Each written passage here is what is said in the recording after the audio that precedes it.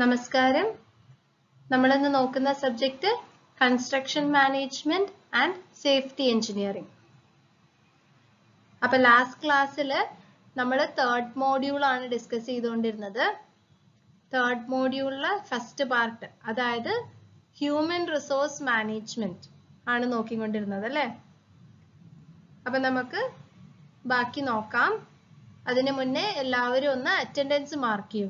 Google ഫോംസിൽ പോയിട്ട് attendance mark ചെയ്യൂ. ഞാൻ 2 മിനിറ്റ് സമയം തരാം, വേഗം മാർക്ക് ചെയ്യൂ കേട്ടോ.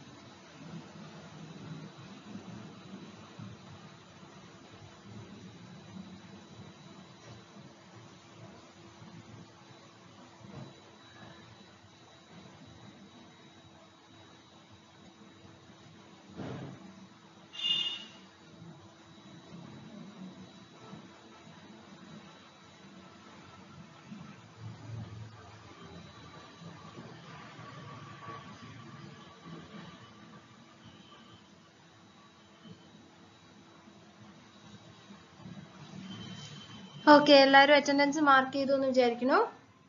നമുക്ക് നമ്മുടെ ക്ലാസ്സിലേക്ക് പോവാം. അപ്പൊ നമ്മൾ ഡിസ്കസ് ചെയ്തുകൊണ്ടിരുന്നത് ഹ്യൂമൻ റിസോഴ്സ് മാനേജ്മെന്റ് ആണ്. അപ്പൊ നമ്മൾ different sources of human resources കണ്ടു. എവിടുന്നൊക്കെയാണ് HR നമ്മൾ എടുക്കുക. ക്യാമ്പസ് പ്ലേസ്മെന്റ് വഴി എടുക്കാം, പിന്നെ അതേപോലെ ഓപ്പൺ മാർക്കറ്റിൽ നിന്ന് എടുക്കാം, പിന്നെ ഓപ്പണന്റ് കമ്പനീസ് നിന്ന് എടുക്കാം, പിന്നെ അതേപോലെ ഒരു കമ്പനീന്റെ ഉള്ളിൽ തന്നെ ഇന്റേണൽ പ്രൊമോഷൻസ് ഒക്കെ കൊടുത്തിട്ടും എടുക്കാം. അതൊക്കെ നമ്മൾ കണ്ടു. പിന്നെ HR ഡെവലപ്മെന്റിന്റെ വേരിയസ് സ്റ്റേജസ് ഒക്കെ കണ്ടു. റിക്രൂട്ട്മെന്റ്, സെലക്ഷൻ, അപ്പോയിന്റ്മെന്റ്, പിന്നെ അതുപോലെ ട്രെയിനിങ് കൊടുക്കുക. ഇൻഡക്ഷൻ എന്ന് പറഞ്ഞാൽ ആദ്യം കൊടുക്കുന്ന ട്രെയിനിങ്. ഒരു കമ്പനിയിൽ പ്ലേസ്ഡ് ആയി കഴിഞ്ഞാൽ ആദ്യം കൊടുക്കുന്ന ട്രെയിനിങ് ആണ് ഇൻഡക്ഷൻ ട്രെയിനിങ്. പിന്നെ ഒരു ട്രെയിനിങ് വരും, ഇൻ സർവീസ് ട്രെയിനിങ് എന്ന് പറഞ്ഞിട്ട്. അതൊക്കെ നമ്മൾ കണ്ടു. ഇൻ സർവീസ് ട്രെയിനിങ് എന്ന് പറഞ്ഞാൽ ആ ജോലി ചെയ്തുകൊണ്ടിരിക്കുമ്പോൾ എന്തെങ്കിലും അവിടെ മാറ്റങ്ങൾ വന്നാൽ ഒരു സ്പെഷ്യൽ ട്രെയിനിങ് കൊടുക്കാം. അതാണ് ഇൻ സർവീസ് ട്രെയിനിങ്. ഓക്കെ, അപ്പൊ അതൊക്കെ നമ്മൾ കണ്ടു. ഇനി നമ്മൾ നോക്കാൻ പോകുന്നത് പ്രൊഡക്ടിവിറ്റി ആണ്. എങ്ങനെ നമ്മുടെ ആ ഒരു പർട്ടിക്കുലർ പ്രൊജക്റ്റ് പ്രൊഡക്റ്റീവ് ആക്കാം എന്നുള്ളതാണ് നമ്മൾ നോക്കാൻ പോകുന്നത്. ഓക്കെ, അപ്പൊ നമുക്ക് നമ്മുടെ ടോപ്പിക്കിലേക്ക് കിടക്കാം. Increasing productivity. പ്രൊഡക്ടിവിറ്റി എന്ന് പറയുന്നത് എന്താണ്? നമ്മുടെ ആ ഒരു എൻഡ് റിസൾട്ട് എത്രത്തോളം പ്രോഫിറ്റബിൾ ആണ് എന്നുള്ളതാണ് പ്രൊഡക്ടിവിറ്റി കൊണ്ട് ഉദ്ദേശിക്കുന്നത്. അതായത് നമ്മൾ ചെയ്തൊരു കാര്യം എത്രത്തോളം എഫിഷ്യന്റ് ആണ്. എഫിഷ്യൻസി എന്ന് നമ്മൾ എപ്പോഴും പറയുന്നത് എന്താ? നമുക്ക് എത്രത്തോളം മാക്സിമം ഔട്ട്പുട്ട് കിട്ടി, അതാണ് എത്രത്തോളം എഫിഷ്യൻസി വന്നു. Okay, so productivity is A yard stick of efficiency. Productivity കൂടി എന്ന് പറഞ്ഞാൽ അതെന്താ ഉദ്ദേശിക്കുന്നത്? എഫിഷ്യൻസി കൂടി, ആ നമ്മൾ ചെയ്ത വർക്കിന്റെ എഫിഷ്യൻസി കൂടി. അപ്പൊ അങ്ങനെ നമുക്ക് എഫിഷ്യൻസി കൂട്ടാൻ അല്ലെങ്കിൽ പ്രൊഡക്ടിവിറ്റി കൂട്ടാൻ കൊടുക്കുന്ന ഒരു ഹ്യൂമൻ ഒരു ഫാക്ടർ ആണ് മോട്ടിവേഷൻ എന്ന് പറയുന്നത്. ഹ്യൂമൻ റിസോഴ്സിന് പ്രൊഡക്ടിവിറ്റി കൂട്ടാൻ കൊടുക്കുന്ന ഒരു factor is motivation. So the human resource should be motivated. Motivation എന്ന് ഉദ്ദേശിക്കുന്നത് എന്താണ്? Motivation is the self drive or enthusiasm that is created in a person to improve their performance. through enhanced efficiency and effectiveness.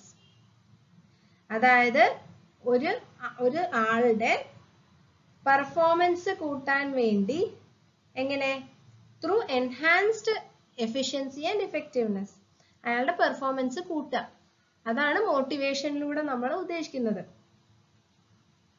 അപ്പൊ ഒരു motivating factor എന്ന് പറയുന്നത് class of എംപ്ലോയീസിന് differ ചെയ്യും. The motivation factor varies according to the class of employees and other personal factors. അതിനു വേണ്ടി നമ്മൾ ഉപയോഗിക്കുന്ന കുറേ മെഷേഴ്സ് ഉണ്ട്. The measures adopted by the management to achieve motivation is called incentives. അതായത് അവിടുത്തെ മാനേജ്മെന്റ്, അത് ഏതൊരു കമ്പനിയാണോ നമ്മൾ ഉദ്ദേശിക്കുന്ന ആ ഒരു കമ്പനിയിലുള്ള മാനേജ്മെന്റ് അഡോപ്റ്റ് ചെയ്യുന്ന മെഷേഴ്സ് എന്താണ്? അവിടുത്തെ HR-നെ മോട്ടിവേറ്റ് ചെയ്യിക്കാൻ അഡോപ്റ്റ് ചെയ്യുന്ന മെഷേഴ്സ് ആണ് ഇൻസെന്റീവ്സ് എന്ന് ഉദ്ദേശിക്കുന്നത്. ആ ഇൻസെന്റീവ്സ് എന്ന് പറയുന്നത് എന്തൊക്കെയാവാം? It can be monetary benefits, അതായത് പൈസ അവരുടെ സാലറി വൈസ് അത് സാലറി കൂട്ടിക്കൊടുക്കലാവാം, അല്ലെങ്കിൽ അവരുടെ ഫെസിലിറ്റീസിൽ എന്തെങ്കിലുമൊക്കെ കൂട്ടിക്കൊടുക്കലാവാം, അല്ലെങ്കിൽ അവർക്ക് ടൂർ പാക്കേജസ് കൊടുക്കുന്നതാവാം, അല്ലെങ്കിൽ അവർക്ക് അവിടെയുള്ള ഏതെങ്കിലും ഒരു റിനൗൺഡ് ആയിട്ടുള്ള ഫേമസ് ആയിട്ടുള്ള ക്ലബ്സിലൊക്കെ മെമ്പർഷിപ്പ് കൊടുക്കുന്നതാവാം, അല്ലെങ്കിൽ അവർക്ക് കമ്പനിയിൽ അവരുടെ പൊസിഷനിൽ നിന്ന് പ്രൊമോഷൻ കൊടുക്കുന്നതാവാം, അല്ലെങ്കിൽ അവർക്ക് എന്താണ് ഒരു ഓണർഷിപ്പ് കൊടുക്കുക, ആ ഒരു കമ്പനിയിൽ അവർക്കും കൂടെ ഓണർഷിപ്പ് കൊടുക്കുക. എന്തെങ്കിലും ഒരു കമ്പനിയിൽ പ്രോഫിറ്റ് വരുമ്പോൾ അവർക്കും അതിനനുസരിച്ചുള്ള ഒരു ബോണസ് വരുന്നത് പോലെ ഉള്ള ഒരു ഓണർഷിപ്പ് കൊടുക്കുക, അല്ലെങ്കിൽ ഒരു ജോബ് എൻറിച്ച്മെന്റ് കൊടുക്കാം. ഓക്കെ, അങ്ങനെ പല ഇൻസെന്റീവ്സ് കൊടുക്കും മാനേജ്മെന്റ്. അങ്ങനെയാണ് അവിടെയുള്ള HR-നെ മോട്ടിവേറ്റ് ചെയ്യുന്നത്. പിന്നെ അതുപോലെ ചില കേസസിൽ റെക്കഗ്നിഷൻസ് ആൻഡ് ഓണറിങ്സും കൊടുക്കും. ഒരാള് റെക്കഗ്നിഷൻ കൊടുക്കും, അയാൾ ചെയ്ത പ്രവൃത്തിയെ അപ്രീഷിയേറ്റ് ചെയ്യും. എങ്ങനെയാണ് അപ്രീഷിയേറ്റ് ചെയ്യാം? അവാർഡുകൾ കൊടുത്തിട്ട്, അല്ലെങ്കിൽ മെഡൽസ് കൊടുത്തിട്ട്, അല്ലെങ്കിൽ അയാള് ചെയ്ത കാര്യം പുകഴ്ത്തി പറഞ്ഞിട്ട് ഓണർ ചെയ്തിട്ട്. ഓക്കെ, അങ്ങനെയൊക്കെ നമുക്ക് HR-നെ മോട്ടിവേറ്റ് ചെയ്യാം. കാരണം ഈ HR-നെ ഹ്യൂമൻ റിസോഴ്സിനെ മോട്ടിവേറ്റ് ചെയ്താലേ നമ്മുടെ പ്രൊഡക്ടിവിറ്റി കൂടും. പ്രൊഡക്ടിവിറ്റി കൂടിയാലേ നമ്മുടെ വർക്ക് എഫിഷ്യന്റ് ആയി എന്ന് നമുക്ക് പറയാൻ പറ്റും. എപ്പോഴും ഈ മോട്ടിവേഷൻ എന്ന് പറയുന്നത് ഞാൻ പറഞ്ഞ പോലെ മോണിറ്ററി ബെനിഫിറ്റ്സ് ആയിക്കൊള്ളണം എന്നില്ല, അതായത് സാലറി കൂട്ടിക്കൊടുത്തുകൊണ്ടാവണം എന്നില്ല. ചില കേസസിൽ ഇപ്പൊ അത് ആൾക്കാരെ ഡിപ്പെൻഡ് ചെയ്യും. കാരണം ചില കേസസിൽ ചില ആൾക്കാർ എങ്ങനെയാന്ന് വെച്ചാൽ അവർക്ക് അവരുടെ പവർ, അവരുടെ പൊസിഷൻ എൻജോയ് ചെയ്യുന്ന ആൾക്കാരുണ്ടാവാം.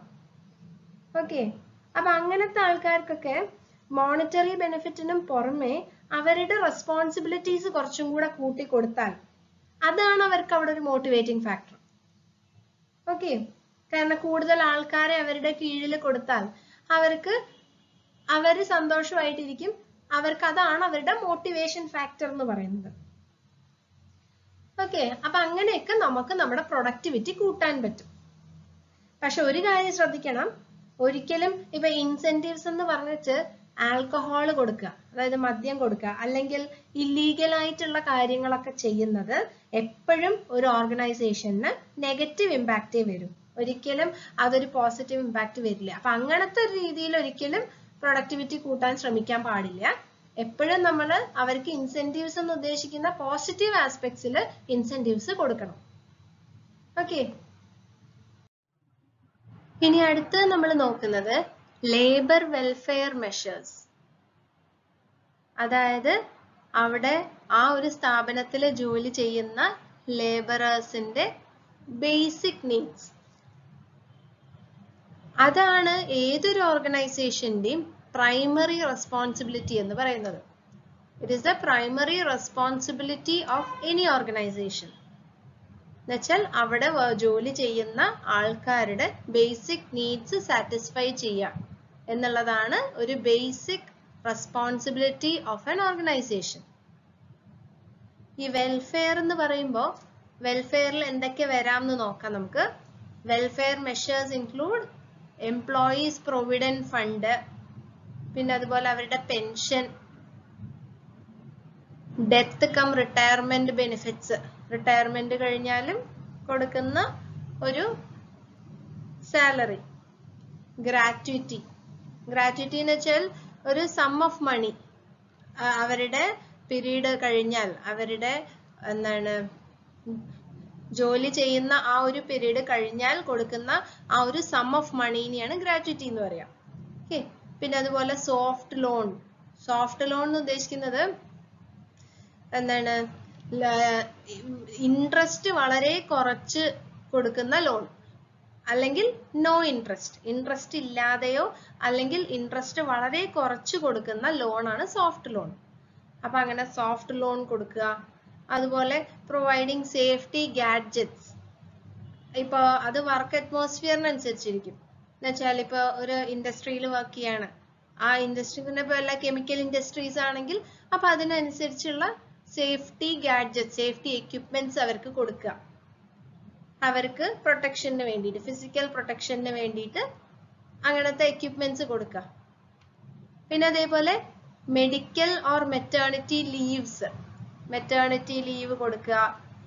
പിന്നെ മെഡിക്കൽ റീഇംബേഴ്സ്മെന്റ്, അവർക്ക് എന്തെങ്കിലും ഒരു അസുഖം വന്ന് ഹോസ്പിറ്റലിൽ കിടക്കേണ്ടി വന്നാൽ ആ ഹോസ്പിറ്റലിൽ മുടക്കിയ എമൗണ്ട് റീഇംബേഴ്സ് ചെയ്യുക. പിന്നെ അതുപോലെ ഇൻഷുറൻസ് കൊടുക്കുക. പിന്നെ അതുപോലെ കോമ്പൻസേഷൻ ഫോർ ആക്സിഡൻസ്, എന്തെങ്കിലും ഒരു ആക്സിഡന്റ് ആ കമ്പനിയിൽ സംഭവിച്ചാൽ, ആ ഒരു ഇൻഡസ്ട്രിയിൽ സംഭവിച്ചാൽ അതിന്റെ കോമ്പൻസേഷൻ കൊടുക്കുക. പിന്നെ അതുപോലെ അവിടെ വർക്ക് ചെയ്യുന്ന ആൾക്കാരുടെ മക്കൾക്ക് എഡ്യൂക്കേഷൻ കൊടുക്കുക.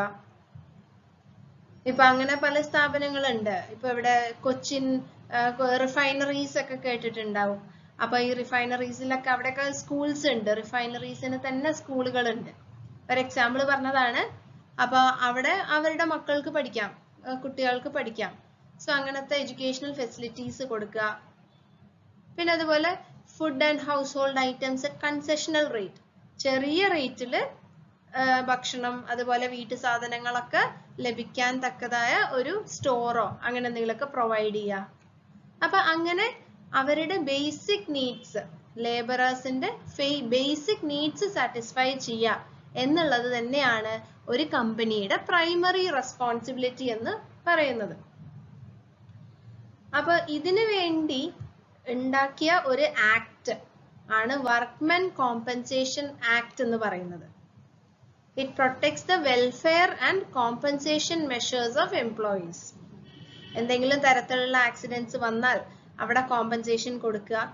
പിന്നെ അതുപോലെ it protects the overall welfare of the employees. ഈ ആക്ടിനെ കുറിച്ച് നിങ്ങൾക്ക് പഠിക്കാനുണ്ട്. ഞാൻ ജസ്റ്റ് ഒരു ബ്രീഫ് ഐഡിയ തരാം ആക്ടിനെ കുറിച്ച്. Workmen Compensation Act. In the year 1923, the central government of India enacted a law called Workmen's Compensation Act of 1923. അപ്പോൾ 1923 കൊണ്ടുവന്ന ആക്ട് ആണ് Workmen's Compensation Act, to ensure the social safety of the workers. ആ വർക്കേഴ്സിന്റെ safety ഉദ്ദേശിച്ച് കൊണ്ടുവന്ന act ആണ്. This act was implemented in response to the increasing danger to the life of workers with the use of modern sophisticated machinery. അതായത് ആ കാലത്ത് കുറെ machineries ഒക്കെ introduce ചെയ്തു, കുറെ പുതിയ മെഷീനുകൾ ഇൻട്രൊഡ്യൂസ് ചെയ്തു. അപ്പോൾ മെഷീൻസ് ഇൻട്രൊഡ്യൂസ് ചെയ്തപ്പോൾ അത് അവിടെ വർക്ക് ചെയ്യുന്ന വർക്കേഴ്സിന് കുറച്ച് അത് ഉപയോഗിച്ചാൽ അത് കാരണം അപകടം പറ്റാം. അപ്പൊ അതിനു വേണ്ടി കൊണ്ടുവന്ന ആക്ട് ആണ് ഈ വർക്ക്മെൻ കോമ്പൻസേഷൻ ആക്ട്. അപ്പൊ അവർക്ക് എന്തെങ്കിലും പറ്റിയാൽ ഒരു കോമ്പൻസേഷൻ കൊടുക്കണം എന്നുള്ള നിലയ്ക്ക് കൊണ്ടുവന്ന ആക്ട് ആണിത്. It was announced in the bill that if any discrepancy takes place with any worker while working in the factories as a result of employer's negligence, then he would only be responsible for the compensation. അത് അവര് work ചെയ്യുന്ന സമയത്ത് ആ company കാരണമാണ് ഒരു പ്രശ്നം ഉണ്ടായതെങ്കിൽ ആ compensation company കൊടുത്തിരിക്കണം. അതാണ് ആക്ടിൽ പറയുന്നത്.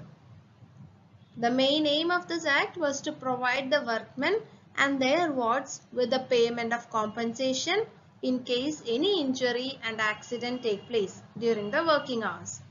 അതായത് വർക്ക് ചെയ്യുന്ന സമയത്ത് വർക്കിംഗ് അവേഴ്സ് ഓഫ് ദ കമ്പനിയുടെ സമയത്ത് എന്തെങ്കിലും പ്രശ്നം ആ വർക്ക്മെനോ അവരുടെ കുടുംബത്തിനോ പറ്റുകയാണെങ്കിൽ ഈ കമ്പനി ഒരു കോമ്പൻസേഷൻ കൊടുക്കണം എന്നുള്ളതായിരുന്നു എന്ത് ആ ആക്ടിൽ പറഞ്ഞത്.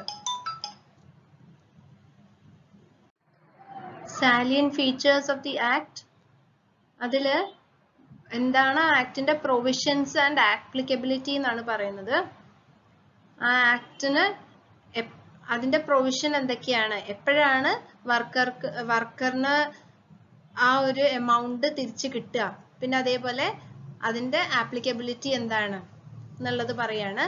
The Workmen's Compensation Act 1923 is one of the important social security legislations. അത് it is one of the important social security legislations ആണ്. It aims at providing financial protection to workmen and their dependents in case of accidental injury by means of payment of compensation by the employer. അതൊരു financial protection ആണ്. അത് ഇതേ കാര്യം തന്നെയാണ് വീണ്ടും വീണ്ടും പറയുന്നത്. ആ ഒരു ലേബറർക്ക് എന്തെങ്കിലും ആക്സിഡന്റ് അല്ലെങ്കിൽ ഇഞ്ചുറി പറ്റിയാൽ അവർക്ക് കോമ്പൻസേഷൻ കൊടുക്കും. ആ ഒരു കമ്പനി ആരാണോ എംപ്ലോയർ എന്ന് ഉദ്ദേശിക്കുന്നത് ആ കമ്പനി, അവര് കോമ്പൻസേഷൻ കൊടുക്കും. പിന്നെ this act makes it obligatory for the employers brought within the ambit of the act to furnish to the state government or union territory administrations annual returns containing statistics related to the average number of workers covered under the act, number of compensated accidents and the amount of compensation paid. അപ്പൊ ഈ act പ്രകാരം ഈ കമ്പനിക്ക്, അതായത് ഈ എംപ്ലോയർക്ക് annual returns file ചെയ്യുമ്പോൾ പറയാം ഇത്ര പേർക്ക് അവര് കോമ്പൻസേഷൻ കൊടുത്തു എന്ന് പറഞ്ഞിട്ട് അവർക്ക് ആ ഒരു ഇൻകം ടാക്സ് തിരിച്ചു പിടിക്കാൻ പറ്റും. Applicability of the Act. The Act extends to the whole of India except the states or union territories of Arunachal Pradesh, Mizoram, Nagaland, Sikkim and Daman and Diu and Lakshadweep. ഈ സ്ഥലങ്ങൾ ഒഴിച്ച് ബാക്കി ഇന്ത്യയിലെ എല്ലാ സ്ഥലങ്ങളിലും ഈ ഒരു ആക്ട് ആപ്ലിക്കബിൾ ആണ്. The Act applies to workers employed in any capacity specified in Schedule 2 of the Act, which includes factories, mines, plantation, mechanically propelled vehicles, construction work, and certain other hazardous occupations and specified categories of railway servants. അതായത് ഈ സ്ഥലങ്ങളിലൊക്കെ ജോലി ചെയ്യുന്നവർക്കും ഈ act ബാധകമാണ്. Factory ആണെങ്കിലും, mines, plantation അല്ലെങ്കിൽ ഏതെങ്കിലും വെഹിക്കിൾസ് ആണെങ്കിൽ, കൺസ്ട്രക്ഷൻ സൈറ്റിലോ അത് അല്ലെങ്കിൽ റെയിൽവേയിലാണെങ്കിൽ അവർക്കൊക്കെ ഈ ഒരു ആക്ട് ഈസ് ആപ്ലിക്കബിൾ എന്നാണ് പറയുന്നത്. പിന്നെ ഈ ഒരു സ്റ്റേറ്റ്സ് ഒന്ന് നോട്ട് ചെയ്യണം. ഈ സ്റ്റേറ്റ്സ് ഒഴിച്ച് ബാക്കിയുള്ള ഇന്ത്യയിലെ സ്റ്റേറ്റ്സിനെ ഈ ഒരു ആക്ട് ആപ്ലിക്കബിൾ ആയിട്ടുള്ളൂ. Main provisions and scope of the Act. Under the Act, the state governments are empowered to appoint commissioners for workmen's compensation for settlement of disputed claims, disposal of cases of injuries involving death, and revision of periodical payments. അതായത് state government കുറച്ച് പേരെ appoint ചെയ്യും ഇങ്ങനെ അവരുടെ പ്രശ്നങ്ങൾ പരിഹരിക്കാൻ. അതായത് വർക്ക്മെൻസ് കൊടുത്ത പ്രശ്നങ്ങൾ, അതിപ്പോ എന്തെങ്കിലും സെറ്റിൽമെന്റ് ഓഫ് ഡിസ്പ്യൂട്ടഡ് ക്ലെയിംസ്, എന്തെങ്കിലും ഒരു പ്രശ്നത്തിൽ ഒരു വഴക്ക് വന്നാല്, തമ്മിൽ എന്തെങ്കിലും വഴക്ക് വന്നാല് ആ ഒരു വർക്കർ കേസ് ഫയൽ ചെയ്യും. അപ്പൊ അങ്ങനത്തെ പ്രശ്നങ്ങള്, പിന്നെ അതേപോലെ disposal of cases of injury, എന്തെങ്കിലും പരിക്ക് പറ്റുന്നതോ അല്ലെങ്കിൽ ഇൻവോൾവിംഗ് ഡെത്ത്, അതായത് മരണം സംഭവിക്കുന്ന കേസുകളിലോ, അല്ലെങ്കിൽ ഈ വർക്കേഴ്സിന് പീരിയോഡിക്കൽ ആയിട്ടുള്ള പേയ്മെന്റ് കുറച്ച് ഇൻക്രിമെന്റ് കൊടുത്തില്ലെങ്കിലോ ഇതൊക്കെ എന്ത് വർക്ക്മെന് എന്ത് ചെയ്യാം, ഈ ലേബറേഴ്സിന് കംപ്ലൈന്റ് ചെയ്യാൻ പറ്റും. അപ്പൊ അങ്ങനത്തെ കംപ്ലൈന്റ്സ് ഒക്കെ സെറ്റിൽ ചെയ്യാൻ വേണ്ടി സ്റ്റേറ്റ് ഗവൺമെന്റ് കുറച്ച് കമ്മീഷണേഴ്സിനെ അപ്പോയിന്റ് ചെയ്യും. പിന്നെ subsection 3 of section 2 of the act empowers the state governments to extend the scope of the act to any class of persons whose occupations are considered hazardous after giving 3 months notice to the published in the official gazette. അതായത് ഈ state government ഈ ഒരു act എന്ന് പറയുന്നത് ഏത് class of പേഴ്സണിനും applicable ആണ്. If he is under hazardous circumstances, he is working under hazardous circumstances. അപകടകരമായ മേഖലയിൽ വർക്ക് ചെയ്യുന്ന ഏതൊരാൾക്കും ഏതൊരു ക്ലാസ് ഓഫ് പീപ്പിളിനും ഈ ഒരു ആക്ട് ആപ്ലിക്കബിൾ ആണ്. Similarly, under section 3 of the act, the state governments are also empowered to add any other disease to the list mentioned in parts A and B of the schedule 2 and the central government in case of employment specified in part C of schedule 3 of the act. അതായത് ഇതിൽ എന്താണ് എന്തെങ്കിലും diseases വരുന്നതും ഇതിൽ include ചെയ്യാം. Okay, എന്തെങ്കിലും മാരകമായ അസുഖങ്ങൾ വർക്ക്മെന് വരികയാണെങ്കിൽ അതിനും കോമ്പൻസേഷൻ കൊടുക്കാൻ സെൻട്രൽ ഗവൺമെന്റ് പറയുന്നുണ്ട്. അപ്പൊ എത്രത്തോളം കോമ്പൻസേഷൻ കൊടുക്കണം എന്നുള്ളതാണ് പറയുന്നത്. Compensation in case of death, the minimum amount of compensation fixed is rupees 80,000. 80,000 രൂപയാണ് മിനിമം കോമ്പൻസേഷൻ. മരണം സംഭവിച്ചാൽ മിനിമം അത്ര കൊടുത്തിരിക്കണം. അതേപോലെ 90,000 in case of permanent total disablement. എന്തെങ്കിലും എന്താണ് വയ്യായിക വന്നാൽ, പെർമനന്റ്ലി എന്തെങ്കിലും ഡിസേബിൾമെന്റ് വന്നാൽ,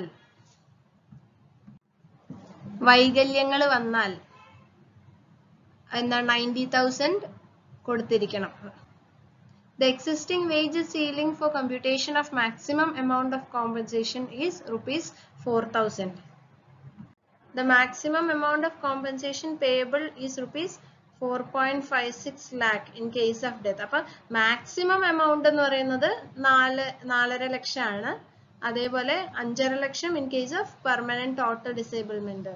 അതായത് പെർമനന്റ് എന്തെങ്കിലും വൈകല്യങ്ങൾ വന്നാൽ മാക്സിമം കിട്ടാവുന്നത് 5.5 ലക്ഷമാണ്. 5.5 ലക്ഷത്തിന്റെ അടുത്ത് 5.48 lakhs.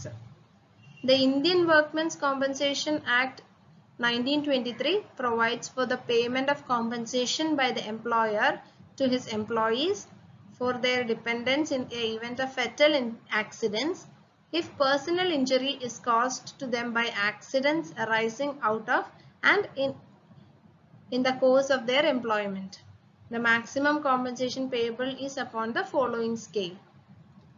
അപ്പോൾ ഇന്ത്യൻ വർക്ക്മെന്റിനുള്ള കോമ്പൻസേഷൻ എന്ന് പറയുന്നത് അവര് ജോലി ചെയ്യുന്ന സമയത്ത് അവർക്ക് എന്തെങ്കിലും അപകടം പറ്റിയാലോ, അത് ഡെത്ത് വരെ ആവാം, മരണം വരെ ആണെങ്കിലും എത്രയാണ് എന്നുള്ളതാണ് ഇനി പറയുന്നത്. The maximum compensation payable is upon the following scale.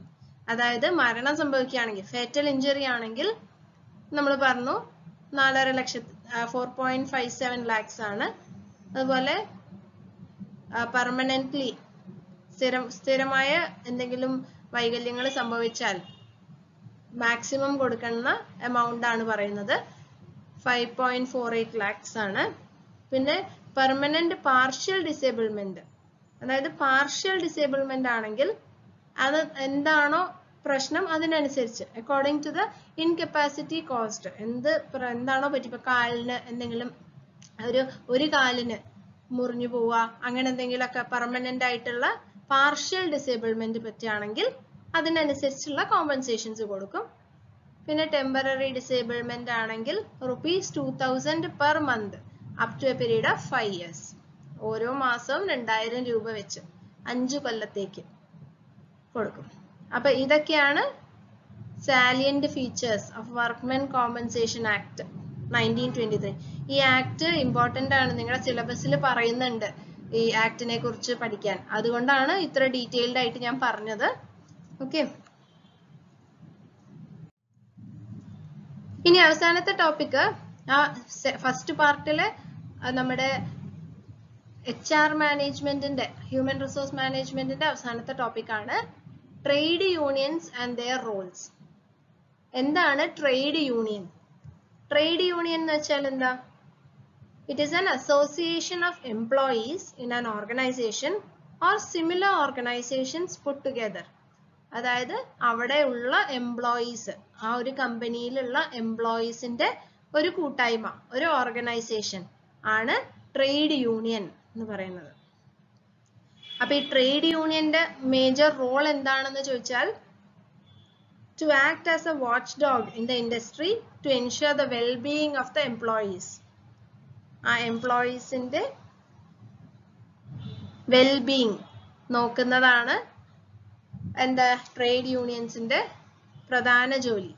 അതായത് അവരുടെ ബേസിക് നീഡ്സ് ഒക്കെ സാറ്റിസ്ഫൈ ചെയ്യുന്നുണ്ടോ എന്നുള്ളത് നോക്കുക. പിന്നെ അതേപോലെ to negotiate with the management for labour rights and privileges. എന്തെങ്കിലും ആ ഒരു എംപ്ലോയിക്ക് വേണ്ട റൈറ്റ്സ് കൊടുക്കാതിരിക്കുകയാണെങ്കിൽ അതിന് എതിരെ സംസാരിക്കുക. അതാണ് ഒരു ട്രേഡ് യൂണിയന്റെ ജോലി.